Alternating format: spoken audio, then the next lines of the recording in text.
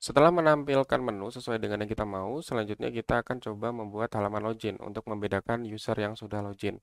Caranya yang pertama, karena kita akan berhubungan dengan database, pasti kita buat file baru, simpan dengan nama koneksi.php. Kita akan menghubungkan aplikasi kita ke database yang akan kita gunakan. Misalnya $koneksi sama dengan MySQL connect. Tarakan localhost, username-nya root karena defaultnya, kemudian passwordnya kosong dan database-nya. Database-nya di sini UKK purpose ya. Oke, di sini saya zoom dikit supaya lebih kelihatan di layar. Oke, kira-kira seperti ini untuk koneksinya. Lalu di sini kita buat file baru dengan nama login.php. Nah, untuk halaman login ini, kita karena menggunakan template tadi di sbadmin ini yang sudah kita buka sebelumnya, kita buka bagian page authentication login. Nah, ini ada kode login ya. Kita akan gunakan halaman ini. Ini kita tinggal buka saja di bagian UKK ini. Kita lihat di template, kemudian di sbadmin itu ada dist ini, kemudian ada login HTML. Nah, ini sama persis dengan yang tadi. Kita Ctrl U saja, ini kita copy semuanya. Ctrl C, kemudian ini kita paste di sini untuk kode loginnya.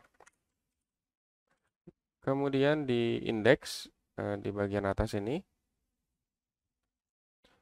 kita buat kode PHP untuk if tanda seru iset $session user, maka kita akan redirect either location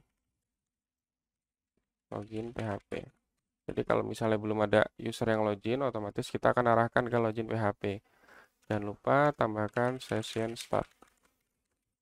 Nah, di sini karena session start akan kita gunakan di semua halaman, jadi session start ini kita copy saja, atau kita cut, kita pindahkan ke koneksi.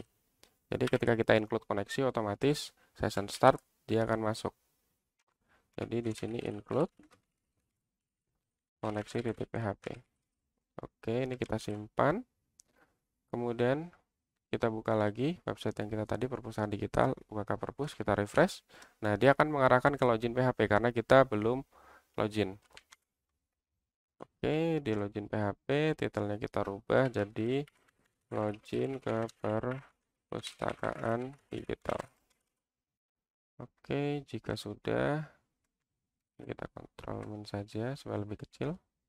Nah, di sini ada minta email, kita ganti dengan username. Kemudian ada password. Nah, di sini input username, kita ganti email, kita ganti jadi username. Enter username. Terus tipenya username, kita kasih name. Username. Lalu untuk password, ini kita kasih name, password. Ini remember me, hapus saja. Forgot password kita hapus. Dan untuk login kan pakai link, kita ganti jadi button. Href-nya kita buang, kita buat jadi tabnya submit. Kita kasih name login misalnya. Kita kasih value-nya login. Oke, ini kita sudah. Kemudian untuk form ini kita buat metodenya jadi post. Oke, kalau misalnya kita buka, kita refresh, nah halamannya seperti ini. Oke, di soal kita lihat kembali. Di soal fitur yang diminta adalah login, logout, registrasi. Berarti di sini di perpus kita ini ada menu untuk sign up atau registrasi. Kita taruh di sampingnya aja kali ya. Ini kita copy aja. Ini button. Ini kita kembalikan ke A. A kelas BTN misalnya danger. Ini kita ganti jadi ref register.php. Ini ganti jadi register. Ini footernya kita buang aja. Atau kita footer kita ganti jadi copyright aja. Dan copyright dan copy 2024 perpustakaan digital. Oke, kita refresh. Nah, kira-kira seperti ini. Ada login, ada register. Nanti kita klik, kita akan pindah ke register PHP. Oke, kembali lagi. Nah, di sini kita masukkan login perpustakaan digital. Nah, supaya lebih menarik nih. Terus di bagian bawahnya kita buang. Nah, kira-kira seperti ini. Langsung kita lanjut ke atas. Kita buat kode PHP untuk include connecti.php karena kita akan berhubungan dengan database. Lalu dalam card body kita cek if is set $post apakah tombol login ini diklik. Kalau tombol login diklik, kita simpan username sama dengan $post username. Begitu juga dengan password. Kita post password. Tapi untuk password di sini kita akan buat MD5. Karena di database nanti kita akan buat password dengan enkripsi MD5. Lalu $check sama dengan MySQL query atau MySQL 6 rows. Dari MySQL query $koneksi select bintang from user where username sama dengan petik $username and password sama dengan petik $password.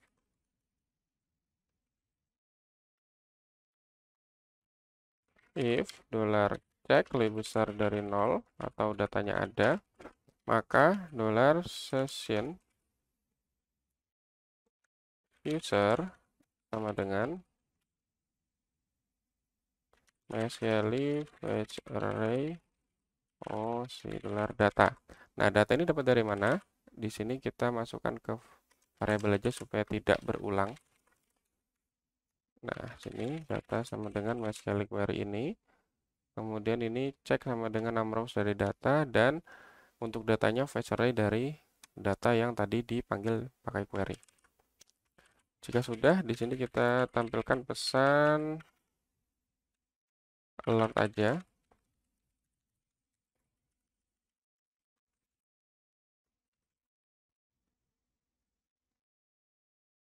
Selamat datang.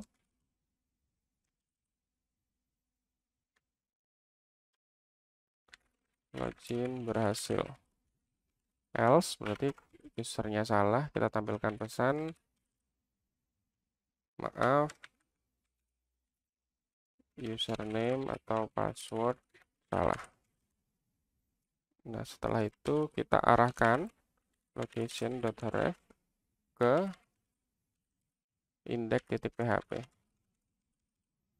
Oke ya, kita coba refresh, kita masukkan asal login. Nah, username password salah. Kemudian kita coba tambahkan user di database. Di sini kan masih kosong usernya. Kita buat insert namanya misalnya administrator, username-nya admin, passwordnya juga kita buat admin. Tapi di sini kita akan enkripsi dengan MD5 supaya tidak terlihat langsung. Kemudian emailnya admin@gmail.com, lalu alamatnya misalnya Metro Barat, dan nomor teleponnya 08 131 23. Levelnya kita pilih sebagai admin. Oke, kita go. Ketika sudah, kita browse. Nah, ini kan ada admin. Ini kita refresh. Username-nya kita buat admin dan passwordnya kita buat admin. Kita klik login. Nah, selamat datang, login berhasil, akan langsung mengarahkan ke halaman indeks. Nah, kemudian kita akan coba logout. Nah, ini kan logout PHP. Kita buat lagi file baru dengan nama logout.php. Nah, di logout ini kodenya sangat sederhana sekali. Session start. Kemudian kita buat session destroy. Kemudian kita header location ke login.php. Oke, setelah selesai, kita kembali lagi, kita refresh. Kalau code kita klik, nah otomatis dia akan ke halaman login kembali. Lalu kita akan coba buat lagi user lain sebagai petugas, misalnya petugas 1 namanya. Lalu di sini username-nya petugas, kemudian passwordnya juga petugas. Kemudian kita pilih MD5 juga, emailnya petugas@gmail.com, alamatnya Metro Timur. Lalu di sini nomor teleponnya, lalu levelnya kita buat petugas, lalu kita buat user satu lagi untuk peminjam. Di sini kita buat misalnya namanya siswa 1. Nah, username-nya misalnya peminjam, passwordnya juga peminjam. Di sini MD5 juga. Lalu emailnya peminjam@gmail.com, alamatnya Metro Timur. Nomor teleponnya 08